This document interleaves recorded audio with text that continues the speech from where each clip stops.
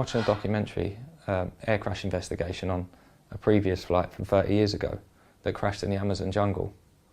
The pilots put the wrong decimal point into autopilot and they flew south instead of north and ran out of fuel, crashed in the Amazon. And the survivors had to walk for a day and a half to get to the nearest village, which just made me think that I didn't even realise places could be that remote. And the narrator was saying that had they not got to the nearest village, the plane would probably never have been found. Started applying that to MH370, maybe that could have gone down in a jungle. Are there any jungles close to the satellite pings?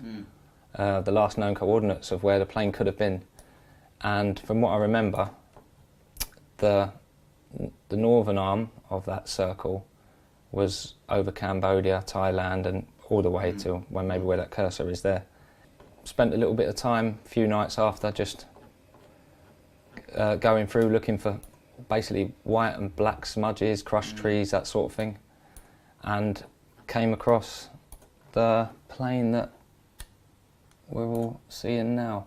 Either side of it first, funny enough, I saw these smudges here and went in on them, and then you know, right in between them's the plane.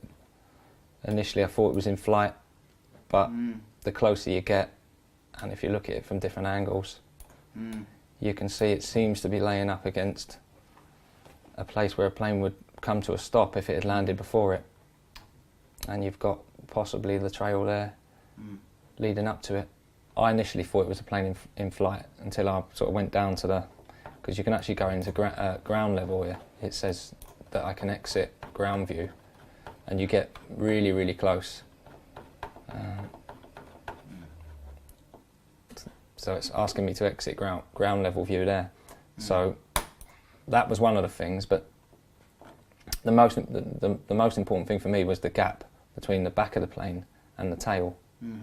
And then you've also got this little white section off to the right that looks like it could have broken off the plane. The other thing was, I knew the Boeing 777-200 was 63.7 metres in length. And then they've got the measuring tool, which from front to back really you're looking at 68.98, 69, maybe 70 metres. When you allow for the gap in between the plane, it's close enough. I found the plane in 2016 and found it hard for people to listen at the start. And I kind of just want to go, and because I feel like I know the plane's there, and I just want to go and see it through to the end. When I go there and actually see the plane or stand there and go, it's definitely not here, and then stop thinking about it, and that's that. Me and my brother Jack, we're looking at flying out on the 15th of this month. We'll probably set out on foot maybe the 16th or 17th after we've settled in. Get a guide or a couple of guides and then just go from there. I'm sort of picturing me and my brother Jack sort of wading through branches and then like, hang on a minute, seeing like in my wildest dreams, like I think I can see the plane, and then sort of going up to it. If that did happen, that would be like really surreal. But even if there was no plane itself and you was just looking at a smudge or a load of trees flattened, the fact that Cambodia, the pings from the satellite data over Cambodia, would probably be enough for someone to go, yeah, I'll go and give it a go. But to actually see almost a full plane on satellite, which is the best thing we can use if you're looking for something on planet Earth, satellite's the way to go. If you can see a whole plane there, laying at a 45-degree angle on a mountain, then I think it's an absolute no-brainer.